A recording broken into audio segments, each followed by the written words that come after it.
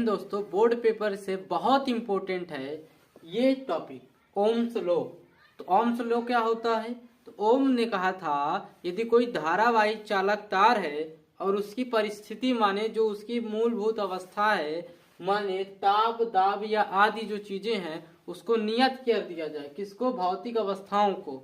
तो अगर उसमें हम कोई धारा प्रवाहित करें, कोई धारा जो प्रवाहित करेंगे तो उनके जो सिरों पर उत्पन्न विभवांतर है ना, उसके वो समानुपाती होगी। समझो ध्यान से, अगर यहाँ पे हम 20 वोल्ट लगा रहे हैं, इसमें जो धारा प्रवाहित होगी, मान लेते 10 एम्पियर की धारा प्रवाहित हो रही है, अब 20 वोल्ट हमने विभवांतर लगाया है, तो ये दोनों समानुपाती होंगे। इनको बदलने पर अनुपात कभी चेंज नहीं होगा। जैसे 20 है समानुपाती 10 तो 2:1, 40 और 20 है 2:1, 2 समानुपाती 1, 60-30 किया तो 2:2 समानुपाती 1 हो गया।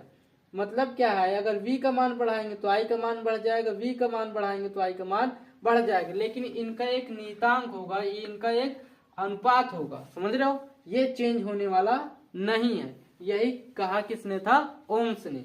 तो ओम नियम के अनुसार क्या है, यदि किसी परिपथ में धारा प्रवाहित की जाए तो उनके बीच उत्पन्न विभवांतर एक दूसरे के समानुपाती होंगे, लेकिन याद रखना उनकी भौतिक अवस्थाएं जैसे ताप दाब लंबाई और उनका अनुप्रस्थ क्षेत्रफल वो सब नियत होना चाहिए। तो उसके हिसाब से यहाँ से फॉर्मूला क्या है, v समानुपाती i, और यहाँ पे r उन्होंने कांस्टेंट लिया। क्या लिया? एक नियतांक जो यहाँ आ रहा था, ये इसको उन्होंने कांस्टेंट माना, जो जिसका नाम है प्रतिरोध। ये r क्या है? प्रतिरोध है। समझ में आई बात? हाँ।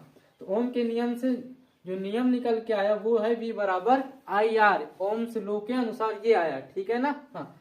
अब यार क्यों लगा? समानुपाती हटाने के लिए कांस्टेंट लेना पड़ता है, हमेशा का नियम है। तो यहाँ पे बराबर लगाने के लिए हमने यहाँ पे नियतांक ले लिया। किसने लिया? ओम ने लिया। ठीक है, बात समझ में आई? हाँ।